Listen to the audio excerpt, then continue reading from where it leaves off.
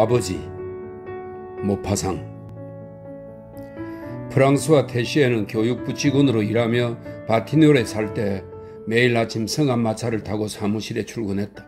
어느 아가씨 맞은편에 앉아 매일 아침 파리 도심까지 여행했고 그 아가씨를 사랑하게 되었다. 그녀는 매일 같은 시간에 자신이 일하는 가게에 출근했다. 그녀는 갈색 머리카락의 자그마한 아가씨로 눈이 무척 검어서 마치 얼룩처럼 보였으며 얼굴은 상아처럼 빛이 났다. 그녀는 항상 똑같은 거리 모퉁이의 모습을 드러냈고 육중한 마차를 잡아 타기 위해 뛰어왔다. 그녀는 시간에 쫓기면서도 유연하고 우아한 태도로 달렸다. 그러고는 말들이 완전히 멈추기도 전에 발판 위로 뛰어오른 다음 숨을 조금 몰아쉬며 마차 안으로 들어와 자리에 앉아서는 주변에 눈길을 던졌다. 처음 그녀를 보았을 때 프랑스와 테시에는 그녀의 얼굴이 매우 마음에 들었다. 남자는 이따금 잘 알지도 못하지만 정신없이 품에 끌어안고 싶은 여자를 만나는 법이다.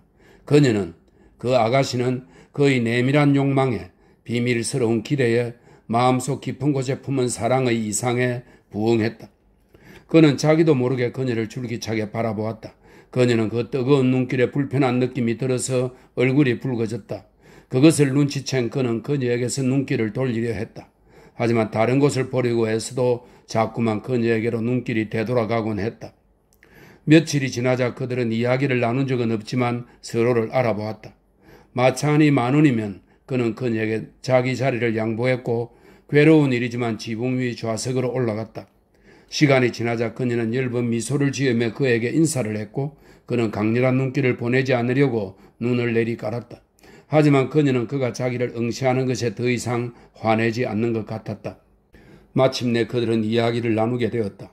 그러자 빠른 친밀감이 그들 사이에 형성되었다. 하루 30분의 친밀감이었다. 그것은 확실히 그의 인생에서 가장 매혹적인 30분이었다. 나머지 시간에는 내내 그녀 생각을 했다. 집요하게 따라다니는 사랑하는 여자의 얼굴에 붙잡히고 쓰이고 사로잡혀 사무실의 긴 회의 시간 동안 끊임없이 그녀의 얼굴을 떠올렸다. 그 자그마한 여자를 온전히 소유하는 것은 그에게는 그의 인간의 영역을 넘어서는 미친 듯한 행복일 터였다.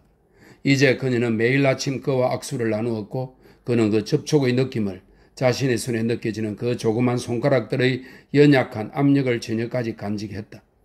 자신의 손에 그 흔적이 남아있는 것만 같았다. 그는 그 짧은 마차 여행을 매일 초조하게 기다렸다. 사무실에 출근하지 않는 일요일이 한탄스럽게 느껴졌다. 그녀 역시 그를 사랑하는 것이 틀림없었다. 봄날의 어느 토요일 그녀가 내일 함께 메종 라피드로 점심을 먹으러 가자는 그의 제안을 받아들였기 때문이다. 그녀는 먼저 도착해 기차역에서 그를 기다리고 있었다. 그는 놀랐다. 그런데 그녀가 그에게 말했다. 출발하기 전에 당신에게 할 말이 있어요. 내가 당신과 함께 보낼 수 있는 시간은 딱 20분이에요. 필요 이상의 시간이지요. 그녀는 그의 팔에 매달려 눈을 내리깔고 창백한 뺨으로 몸을 떨었다. 그러고는 다시 말했다. 나를 오해하면 안 돼요. 나는 정숙한 여자이고 당신이 나에게 약속을 해야만, 적절하지 않은 일은 아무것도 하지 않겠다고 맹세를 해야만 거기에 갈 거예요. 갑자기 그녀의 얼굴이 개 양귀비보다 더 붉어졌다. 그녀는 입을 다물었다. 그는 행복한 동시에 낙담해서 무엇라고 대답해야 할지 알지 못했다.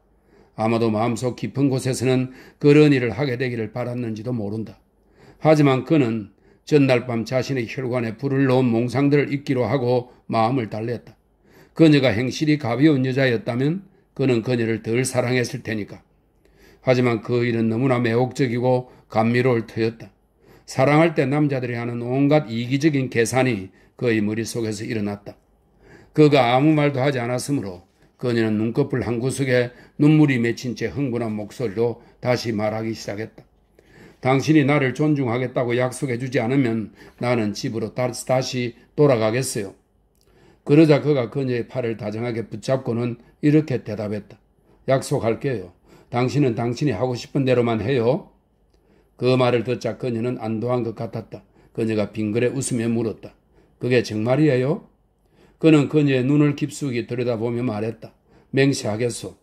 그럼 기차표를 끊어요. 그녀가 말했다. 기차를 타고 가는 동안 그들은 별로 이야기를 나누지 못했다. 기차 안이 10,000원이었던 것이다. 메종 라피드에 도착하자 그들은 생강 쪽으로 향했다. 포근한 바람이 몸과 마음을 부드럽게 만들었다. 강물에 나무잎과 잔디밭에 내리쬐는 햇빛이 몸과 마음의 기쁨의 영상들을 비추었다. 그들은 때를 지어 물속을 헤엄쳐가는 작은 물고기들을 내려다보며 손을 잡고 둑을 따라 걸었다. 격렬한 기쁨을 느끼며 땅에서 들어 올려진 것 같은 행복에 잠겨 걸어갔다. 마침내 그녀가 말했다.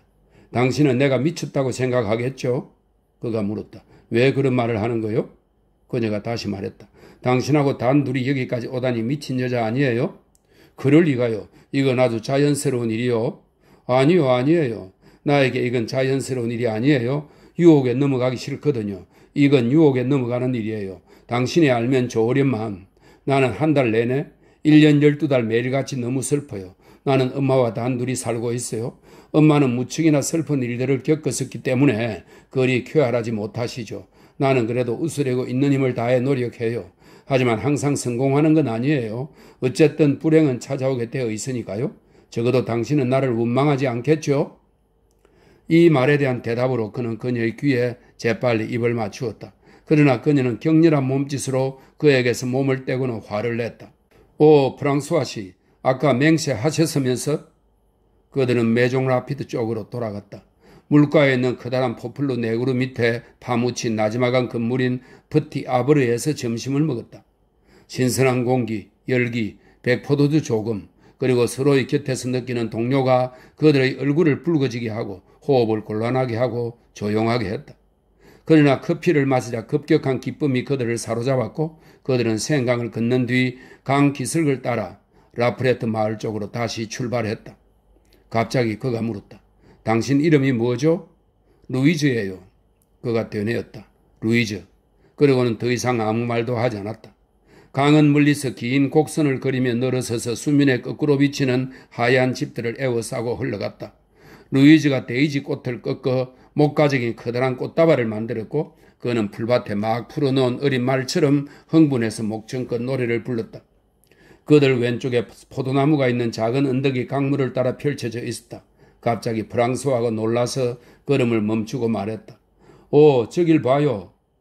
포도밭이 끝났고 이제는 언덕 전체가 꽃이 만발한 라일락 나무로 덮여 있었다. 보라색의 숲이었다. 넓은 보랏빛 양탄자가 2-3km 떨어진 저쪽 마을까지 땅 위에 쭉 펼쳐져 있었다. 루이즈 역시 충격을 받고 감동해서 가만히 있었다. 그녀가 중얼거렸다. 오, 예쁘기도 해라. 그들은 들판을 건너 그 아름다운 언덕을 향해 달려갔다. 그 언덕에서 피는 라일락들은 매년 파리를 가로질러 작은 순회 행상 마차들에게 제공되었다. 좁은 오솔길이 소감목 아래로 자취를 감추었다. 그들은 그 길로 접어들었고 빈터가 나오자 거기에 앉았다. 그들의 머리 위에서 파리떼가 윙윙거렸다. 감미롭게 부르릉거리는 소리를 계속 공중에 피워 올렸다. 산들 바람조차 불지 않는 한낮의 강렬한 햇빛이 꽃이 핀 언덕 위로 쏟아지고 작은 숲에는 강렬한 향기가 싱그러운 바람이 꽃향기가 풍겼다. 멀리서 교회 종소리가 울렸다.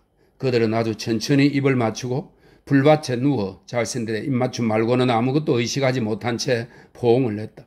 그녀는 눈을 감았다. 그리고 그를 두 팔로 붙잡고 아무 생각 없이 이성을 잃고 머리에서 발끝까지 열정적인 기대에 마비되어 미친 듯이 끌어안았다. 그리고 자기가 무엇을 하는지도 알지 못한 채 그에게 몸을 허락하고 있다는 사실도 깨닫지 못한 채 자신을 통째로 주었다. 잠시 후 그녀는 큰 불행에 대한 불안감을 느끼며 정신을 차렸고 고통으로 신음하며 두 손으로 얼굴을 가리고 울기 시작했다. 그가 그녀를 달래려고 했다. 하지만 그녀는 즉시 돌아가기를 원했다. 그녀는 성큼성큼 걸으며 끊임없이 되뇌었다. 세상에. 그가 그녀에게 말했다. 루이즈 부탁이니 제발 좀 멈춰요. 그녀는 광대뼈가 붉어지고 눈이 움푹 들어가 있었다. 파리에게 도착하자마자 그녀는 작별 인사조차 하지 않고 그를 떠나가 버렸다. 다음날 성화마차 안에서 다시 만났을 때 그의 눈에는 그녀가 달라 보였다. 매우 수척해 보였다. 그녀가 그에게 말했다. 당신과 이야기를 좀 해야겠어요. 우리 큰 길에서 내려요. 보도에 단둘이 서자마자 그녀가 말했다. 우리 그만 헤어져야 할 것 같아요. 그런 일이 일어나는데 당신을 계속 만날 수는 없어요. 그가 더듬더듬 물었다. 이유가 뭐죠? 내가 그럴 수가 없으니까요. 난 죄책감이 들어요. 더 이상은 그럴 수가 없어요. 그러자 그는 욕망에 고통스러워하며 그녀를 소유하고 싶은 마음에 미칠 지경이 되어 사랑의 밤들에 대한 맹목적인 갈망 때문에 그녀에게 간청하고 애원했다. 그녀는 고집스럽게 대답했다. 아니요, 나는 그럴 수 없어요. 그럴 수 없어요. 그는 더욱 격앙하고 흥분했다. 그녀와 결혼하겠다고 맹세했다. 하지만 그녀는 계속 말했다. 아니에요. 그리고 그를 떠나갔다. 그는 8일 동안 그녀를 보지 못했다. 그녀를 만날 수 없었다. 그는 그녀의 주소를 알지 못했으므로 그녀를 영원히 잃었다고 생각했다. 9일째 되던 날 밤 누가 그의 집 초인종을 눌렀다. 그는 문을 열어주러 나갔다. 그녀였다. 그녀는 그의 품 안에 뛰어들었고 더는 저항하지 않았다. 석 달 동안 그녀는 그의 애인이 되었다. 그리고 그녀가 임신한 사실을 알리자 그는 그녀를 방임하기 시작했다. 그의 머릿속에는 한 가지 생각뿐이었다. 어떻게 해서든 그녀와 관계를 끊고 싶었다. 그러나 그는 어떻게 해야 할지 몰라, 무엇라고 말해야 할지 몰라 염려 때문에 미칠 지경이 되었고 하루하루 자라가는 아이에 대한 두려움 때문에 최후의 결심을 했다. 그는 갑자기 이사를 했다. 자취를 감추어 버렸다. 충격이 너무나 컸던 그녀는 자신을 그런 식으로 버린 그 남자를 찾지 않았다. 그녀는 어머니의 무릎에 몸을 던지고 자신의 불행을 털어놓았다. 그리고 몇 달 후 사내 아이를 출산했다. 몇 년이 흘렀다. 프랑스와 테시에는 인생의 아무런 변화도 겪지 않은 채 나이가 들어갔다. 희망도 기대도 없이 단조롭고 어물한 관료의 삶을 살고 있었다. 매일 같은 시간에 일어나 똑같은 길을 따라가서 똑같은 수위 앞에서 똑같은 문을 지나 똑같은 사무실 안으로 들어간 뒤 똑같은 자리에 앉았고 똑같은 일을 했다. 그는 세상에서 혼자였다. 낮에는 무심한 동료들 속에서 혼자였고 밤에는 숙소에서 혼자였다. 그는 노후를 위해 한 달에 100프랑을 저축했다. 일요일이면 우아한 남자들, 말과 마차들, 그리고 예쁜 여자들이 지나가는 것을 보기 위해 샹젤리제를 한 바퀴 둘러보았다. 다음 날이 되면 막노동꾼 친구에게 말했다. 어제 볼로뉴 숲에서 돌아오는데 참 근사했어. 어느 일요일 프랑스와 테시에는 우연히 새로운 길을 따라가다가 몽소 공원 안으로 들어갔다. 청명한 여름 아침이었다. 하녀들과 엄마들이 산책로에 앉아서 아이들이 노는 것을 보고 있었다. 갑자기 그가 몸을 들었다. 어떤 여자 하나가 두 아이의 손을 잡고 지나갔던 것이다. 하나는 10살쯤 된 남자아이였고 또 하나는 4살가량의 여자아이였다. 아이들의 손을 잡은 여자는 바로 그녀였다. 그는 숨이 막혀 100걸음 정도 더 걸어가 의자 위에 쓰러졌다. 그녀는 그를 알아보지 못했다. 그래서 그는 한 번 더 그녀를 보려고 그곳으로 되돌아갔다. 그녀는 이제 의자에 앉아 있었다. 남자아이는 그녀 옆에 얌전히 있었고 여자아이는 흙으로 파이를 만들고 있었다. 그녀였다. 그녀가 틀림없었다. 부인다운 진지한 얼굴에 소박한 치장을 한 그녀는 자신 있고 품이 있는 모습이었다. 그는 감히 다가가지 못하고 멀리서 그녀를 바라보았다. 소년이 고개를 들었다. 프랑스와 테시에는 몸이 떨렸다. 그 소년은 틀림없이 그의 아들이었다. 그는 소년을 찬찬히 살펴보았다. 그리고 소년의 모습이 옛날에 찍은 어느 사진 속의 자기 모습을 그대로 빼닮았다고 생각했다. 그는 그녀가 자리를 뜨기를 기다리며 나무 뒤에 숨어 있다가 그녀의 뒤를 밟았다. 그날 밤 그는 잠을 이루지 못했다. 그 소년에 대한 생각이 그를 괴롭혔다. 내 아들일까? 확실히 알 수만 있다면. 하지만 어떻게 해야 할까? 그는 그녀의 집이 어디인지 알아내고 다른 정보도 얻었다. 그녀가 그녀의 상처를 마음 아파한 품행이 방정한 이웃 신사와 결혼했다는 것. 그 남자는 그녀의 과오를 알고도 용서했으며 심지어 프랑스와 테시에의 아이를 자기 아이로 인정하기까지 했다는 것은. 프랑스와 테시에는 매주 일요일 몽소 공원에 가서 그녀를 보았고 그때마다 그녀와 함께 있는 아들을 품에 안고 입맞춤을 퍼붓고 싶은 욕구에 아들을 빼앗아 훔쳐가고 싶은 미칠 듯한 욕구에 사로잡혔다. 그는 사랑 없는 노총각의 비참한 고독 속에서 지독히 고통받았다. 잔혹한 고통에 몹시도 괴로웠다. 회한, 욕구, 질투, 자연이 존재의 깊숙한 곳에 만들어 놓은 자기 아이를 사랑하고자 하는 부승애에 마음이 찢기는 것 같았다. 마침내 그는 필사적인 시도를 했다. 그래서 어느 날 그녀가 공원으로 들어올 때 그녀에게 다가가 길 한가운데에 우뚝 서서 낯빛이 된 얼굴로 입술을 바들바들 떨며 말했다. 당신 나를 알아보겠소? 그녀는 눈을 들어 그를 바라보더니 두려움과 공포에 찬 비명을 질렀다. 그리고는 두 아이의 손을 잡고 달아나 버렸다. 그는 집에 돌아와 울었다. 몇 달이 더 흘러갔다. 그는 더 이상 그녀를 보지 못했다. 하지만 그는 부승해에 삼켜지고 부식되어 밤낮으로 고통받았다. 아들을 품에 안아볼 수만 있다면 죽어도 될 것 같았다. 죽을 수도 있을 것 같았다. 무슨 일이라도 할 수 있을 것 같고 무슨 위험이라도 무릅쓸 수 있을 것 같았다. 그 어떤 과감한 일이라도 시도할 수 있을 것 같았다. 그는 그녀에게 편지를 썼다. 하지만 그녀는 답장을 하지 않았다. 20통의 편지를 보낸 뒤 그는 그녀의 마음을 누그러뜨릴 희망을 가질 수 없다는 것을 깨달았다. 그래서 절박한 결심을 했다. 필요하다면 심장에 총알을 맞을 각오까지 했다. 그는 그녀의 남편에게 짤막한 편지를 보냈다. 선생, 제 이름을 듣는 것은 선생에게 껄끄러운 일이겠지요? 하지만 저는 너무나 비참하고 슬픔으로 고통받고 있어서 이제 선생 말고는 누구에게도 희망을 걸 수가 없습니다. 그래서 10분만 만나서 저와 이야기를 해 주십사 감히 부탁을 드립니다. 이만 인사드립니다. 다음 날 그는 답장을 받았다. 선생, 화요일 5시에 기다리겠습니다. 프랑스와 테시에는 계단 한 달을 오를 때마다 걸음을 멈추었다. 심장이 너무나 거칠게 뛰었던 것이다. 심장이 마치 빠르게 달리는 짐승처럼 그의 가슴 속에서 둔탁하고 격렬한 소리를 내며 급격히 뛰었다. 애를 써야만 숨을 쉴 수 있었고 넘어지지 않기 위해 난간을 붙잡고 올라갔다. 4층에 이르자 그는 초인종을 눌렀다. 하녀가 나와서 문을 열어주었다. 그가 물었다. 플라멜 씨 계십니까? 예, 선생님, 들어오세요. 그는 부르조아의 거실 안으로 들어갔다. 그 혼자였다. 그는 재앙 한가운데 있는 것처럼 혼이 빠져서 기다렸다. 문이 열리고 한 남자가 모습을 드러냈다. 키가 크고 엄숙한 얼굴에 검은 프로코트를 걸친 조금 뚱뚱한 남자였다. 그가 손으로 의자를 가리켰다. 프랑스와 테시에는 의자에 앉았고 헐떡이는 목소리로 말했다. 선생이 제 이름을 아시는지 저는 모릅니다만 만약 알고 계신다면. 플라멜치가 그의 말을 자르고 대꾸했다. 그런 말은 불필요합니다, 선생. 나는 알고 있어요. 아내가 당신에 대해 이야기했습니다. 그는 엄격하게 보이려는 선한 남자에게 어울리는 어조와 부르주아 신사다운 위풍당당함을 갖고 있었다. 프랑스와 테시에가 다시 말했다. 아, 그렇군요, 선생. 저는 슬픔과 회한으로 부끄러움으로 죽을 지경입니다. 하지만 한 번만, 딱 한 번만 아이를 안아보고 싶습니다. 플라멜치가 자리에 쓰리나 벽난로 쪽으로 다가가더니 배를 눌렀다. 곧 하녀가 모습을 드러냈다. 그가 하녀에게 말했다.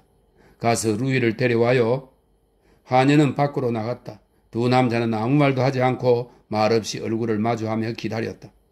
갑자기 10살 난 소년이 거실 안으로 뛰어들어와 아버지라고 믿고 있는 사람에게 달려갔다. 하지만 낯선 아저씨가 옆에 있는 것을 보고 혼란스러워 걸음을 멈추었다. 플라멜 씨는 아이의 이마에 입을 맞추고는 이렇게 말했다. 얘야, 이제 아저씨에게도 뽀뽀해 드리렴. 아이는 낯선 아저씨를 바라보며 얌전히 다가갔다. 프랑스와 테시에가 넘어질 듯 자리에서 일어났다. 그런 바람에 모자를 떨어뜨렸다. 그는 자기 아들을 물끄러미 바라보았다. 플라멜 씨가 점잖게 고개를 돌리고 창문 너머로 거리를 바라보았다. 소녀는 놀라서 기다리다가 모자를 집어 낯선 아저씨에게 건네주었다. 그러자 프랑스와 테시에는 소년을 품에 끌어안고 얼굴 전체에 눈, 뺨, 입, 머리카락에 미친 듯이 입을 맞추었다. 소년은 그 입맞춤 세례에 겁을 먹고 몸을 피하려고 했다. 고개를 돌리며 조그만 두 손으로 남자의 개걸스러운 입술을 떼어 놓으려 했다.